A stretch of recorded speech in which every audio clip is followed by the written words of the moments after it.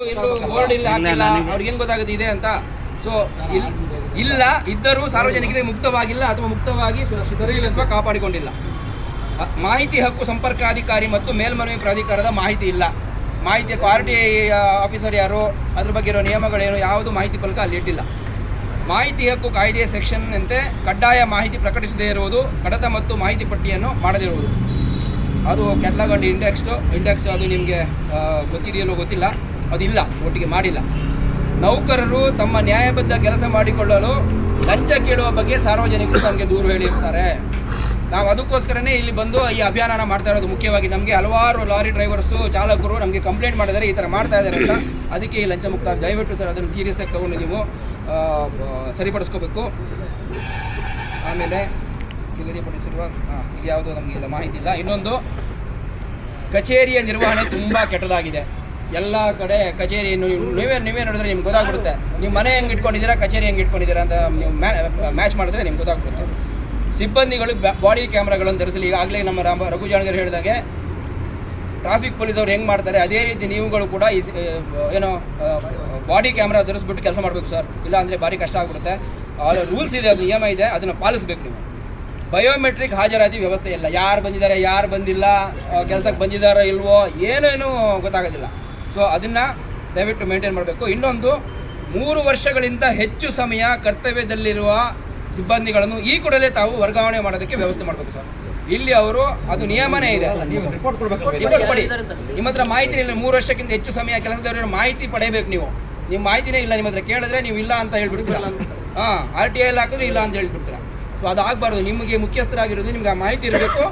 ಇದ್ದ ತಕ್ಷಣ ಅದು ಕಳಿಸ್ಬಿಟ್ಟು, ಯಾಕಂದರೆ ಅದು ಲಂಚನ ನಿಲ್ಲಿಸೋದಕ್ಕೆ ಮೊದಲನೇ ಸ್ಟೆಪ್ಪೇ ಅದು. ಸೊ ನೀವು ಅದನ್ನು ಮಾಡದೇ ಇದ್ದರೆ ಅದು ಉಪಯೋಗ ಇಲ್ಲ ನಮಗೆ. ಸೊ ಇಷ್ಟು ವಿಚಾರ ಇದೆ. ಇದಕ್ಕೋಸ್ಕರ ನಾವು ನಿಮಗೆ ಎಷ್ಟು ಒಂದು 10 ಡೇಸಾ ಇಷ್ಟು ಆಗಿದೆ. ಈಗ ಒಂದು ಮಾಹಿತಿ ಬೇಕು ಸರ್. ಇದು ಒಂದು ಏನಂತಾರೆ, ಕಳಂಕಿತ ಇಲಾಖೆ ಮತ್ತು ಕಳಂಕಿತ ಕಚೇರಿ ಇದು. ಇಲ್ಲಿ ಉಸುಲಿ ದಂಧೆ ನಡೆಯುತ್ತೆ, ಎಕ್ಸ್ಟಾರ್ಷನ್ ನಡೆಯುತ್ತೆ, ಲಂಚ ಭ್ರಷ್ಟಾಚಾರ ನಡೆಯುತ್ತೆ. ಇದು ಬಿಟ್ಟರೆ ಏನು ನಡೆಯುತ್ತೆ ಅನ್ನೋದು ಜನರಿಗೆ ಗೊತ್ತಿಲ್ಲ. ನಾನೇನು ಹೇಳಿದೆ, ಲಂಚ ಭ್ರಷ್ಟಾಚಾರ ಉಸುಲಿ ಇದೆಲ್ಲವೂ ನಡೆಯುತ್ತೆ ಇಲ್ಲಿ ಅನ್ನೋದು ರಾಜ್ಯದ ಜನರಿಗೆ ಎಲ್ಲರಿಗೂ ಗೊತ್ತು. ಆದರೆ ಇದರ ಹೊರತಾಗಿ ಏನು ನಡೆಯುತ್ತೆ, ಈ ಕಚೇರಿಯ ಜವಾಬ್ದಾರಿಗಳೇನು, ಇಲ್ಲಿ ಇನ್ಸ್ಪೆಕ್ಟರ್ ಆಗಿರ್ತಕ್ಕಂಥ ನಿಮ್ಮಗಳ ಜವಾಬ್ದಾರಿ ಏನು, ಒಂದು ಸರ್ಕಾರ, ಘನ ಸರ್ಕಾರ ಇಂತಹ ಕಚೇರಿಗಳನ್ನು, ಚೆಕ್ ಪೋಸ್ಟ್ಗಳನ್ನು ತೆರೆದಿರೋದರ ಘನ ಉದ್ದೇಶ, ಮಹತ್ತರವಾದ ಉದ್ದೇಶ ಏನು ಅನ್ನೋದನ್ನ ಸ್ವಲ್ಪ ಜೋರಾಗಿ ನೀವು ಹೇಳಿ, ಜನರು ಗೊತ್ತಾಗಂಗೆ ಹೇಳಿ ಸರ್. ಆಯ್ತು ನೀವೆಲ್ಲದಕ್ಕೂ ಆಯ್ತು. ಸರಿ ನಿಮ್ಮ ಜವಾಬ್ದಾರಿ. ಸರಿ ಮಂಜುನಾಥ್ ಅವರೇ, ಒಬ್ಬ ಹಿರಿಯ ಮೋಟಾರು ನಿರೀಕ್ಷಕರಾಗಿ ಈ ಕಚೇರಿಯಲ್ಲಿ ನಿಮ್ಮ ಜವಾಬ್ದಾರಿಗಳೇನು ಅನ್ನೋದನ್ನ ಜನರಿಗೆ ಹೇಳಿ. ನಿಮ್ದು ಏನಿಲ್ಲ, ಹೊರ ರಾಜ್ಯ ತೆರಿಗೆ ಕಲೆಕ್ಟ್ ಮಾಡ್ತೀವಿ, ಕಲೆಕ್ಟ್ ಮಾಡ್ತೀವಿ. ಸರ್ಕಾರಕ್ಕೆ ಏನು ಟಾರ್ಗೆಟ್ ಕೊಟ್ಟಿದ್ರು ಅದನ್ನ ನಾವು ವ್ಯವಸ್ಥೆ ಮಾಡಿ ಕಟ್ಟಿ ತುಂಬ್ತೀವಿ ಸರ್. ಅದು ಒಂದೇ ಜವಾಬ್ದಾರಿ ನಿಮ್ದು. ಮಂಜುನಾಥ್ ಅವರು ಹಿರಿಯ ಮೋಟಾರು ನಿರೀಕ್ಷಕರು ಹೇಳ್ತಾ ಇದ್ದಾರೆ, ಅವ್ರ ಜವಾಬ್ದಾರಿ ಏನು ಅಂತ. ಒಂದೇ ಒಂದು ಜವಾಬ್ದಾರಿ ಅವ್ರದ್ದು. ಅದನ್ನೇ ಹೇಳಿ ಸರ್, ಬೇರೆದು ಹೇಳ್ತಾರೆ. ಟ್ಯಾಕ್ಸ್ ಯಾವತ್ತಿಲ್ಲ ಬರ್ತಾರೆ, ಟ್ಯಾಕ್ಸ್ ಕಟ್ಟಿ ಹೋಗ್ತಾರೆ ಒಳಗಡೆ. ಮತ್ತೆ ಎಲ್ಲ ಬಸ್ಗಳು ಟ್ಯಾಕ್ಸ್ ಎಲ್ಲ ಕಟ್ಟಿಸ್ತೀವಿ. ಇವೆಲ್ಲ ನಡೀತಾ ನೋಡಿ, ಎಲ್ಲ ಕಟ್ತಿದ್ದ ಅವೆಲ್ಲ ಕಟ್ಸೋ ತೆರಿಗೆ ರಾಜಸ್ವ ಸಂಗ್ರಹ ಮಾಡೋದು ನಮ್ಮ ಗುರಿ.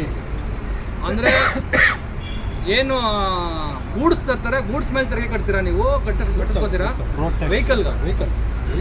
ಈಗ ವೆಹಿಕಲ್ಗೆ ಆಲ್ರೆಡಿ ಅವರು ತೆರಿಗೆನ ಸಂಬಂಧಪಟ್ಟಂತ ಇಲಾಖೆಗಳಿಗೆ ಸಂಬಂಧಪಟ್ಟಂತ ಆಟೋಗಳಿಗೆ ಕಟ್ತಾ ಇರ್ತಾರಲ್ಲ, ಅದು ಇಲ್ಲಿ ಸ್ಪೆಷಲ್ ಜವಾಬ್ದಾರಿ ಏನು? ಇಲ್ಲಿ ಬರ್ತಾರೆ ಕಟ್ಟಕ್ಕೆ, ಇಲ್ಲೂ ಕಟ್ಟಬಹುದು ಅಂತ ಹೇಳ್ತಾರೆ. ಅದು ಆನ್ಲೈನು ಕಟ್ಬೋದು. ಏನು ಒಂದು ತಿಂಗಳು ವೀಕಿಗೆಲ್ಲ ಬರ್ತಾರೆ ತೊಗೊಂಡ್ತಾರೆ. ಯಾಕಂದ್ರೆ ಅವ್ರು ಯಾವಾಗಲೂ ಬರಲ್ಲ, ಯಾವಾಗ ಬೇಕಂತ ಮಾತ್ರ ಕರ್ನಾಟಕ ಇರ್ತಾರೆ.